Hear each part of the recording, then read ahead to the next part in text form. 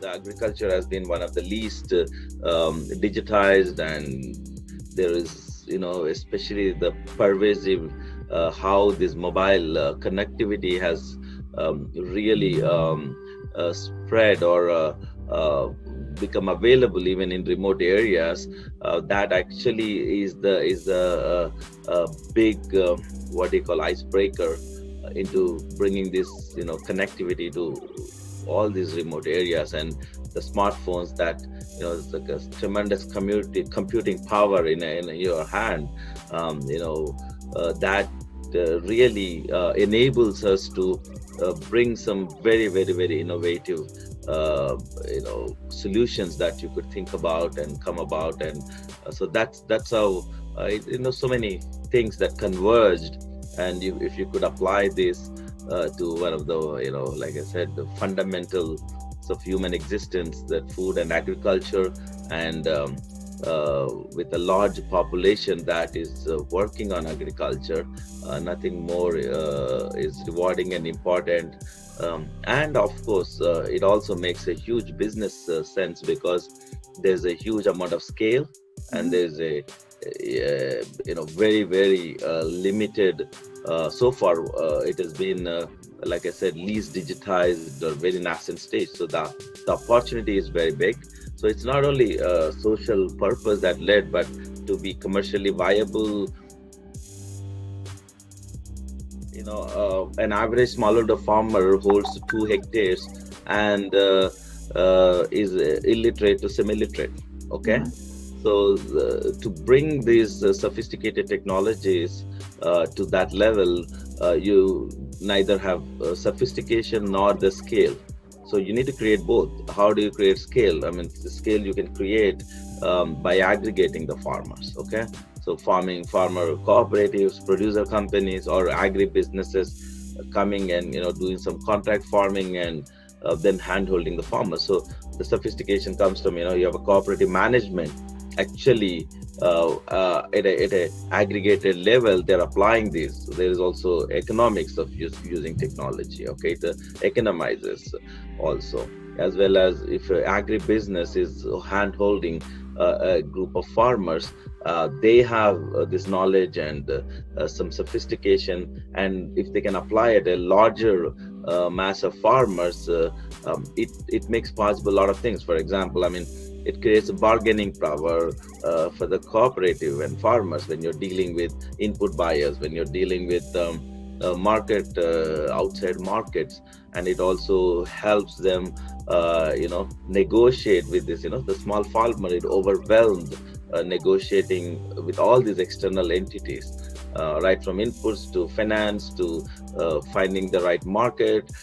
But as a aggregation with you have a critical mass, then you can do things that otherwise are not possible. Most of the places we operate, the connectivity is even today, 90% of the population have phones, but the connectivity is still a challenge. You go to a village, even Africa, India, probably in the village you get it, just go a little outskirts, you may not have connectivity even today. And imagine we started working in this area about 7 years back. So the challenges are all the mobile applications will be built, like you said, sitting in Kuala Lumpur, Boston, or New Delhi, writing mobile app is one thing, but you have to write such a way that people assume that you don't have connectivity, but still you should be able to operate. And the other fourth challenge is the language. I mean, we take it for granted when you see smartphones and all that floating around. Hey, everybody knows English, or at least some sophisticated French, Spanish type of. But no, that's not true. You need to be able to bring it down to the local language. So we support 16, 17 different local languages, especially on the mobile application. So the pandemic really caused so much disruption to just about every aspect of our lives and businesses, right, as a human. But one thing important is everybody needs food. and food needs to be supplied, processed, distributed to reach the consumer. So it is the one thing that happened during the pandemic is everybody, like sitting in Boston, we were worried how to get our food. Never ever thought that was going to be an issue. So in these aspects, one thing, there are systems that are who existed because of the physical movement restriction and all that became very, very, very challenging.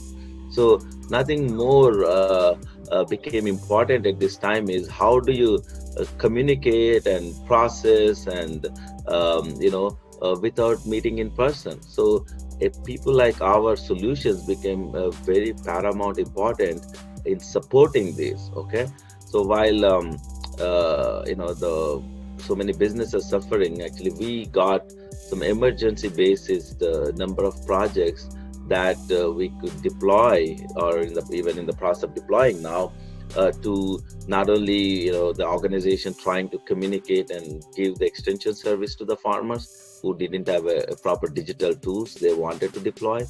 Another thing is the market. The farmers had a tough time in physically going to the markets, and so they were able to basically digitally sell. So there's a sudden spike in the need for some type of market linkage from farmers directly to the consumers or retailers.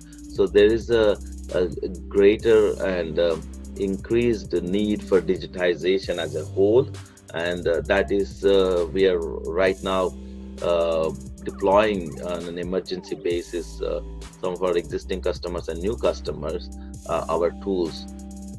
Food has to flow, so the only way to do it is how do you minimize the physical interaction, right?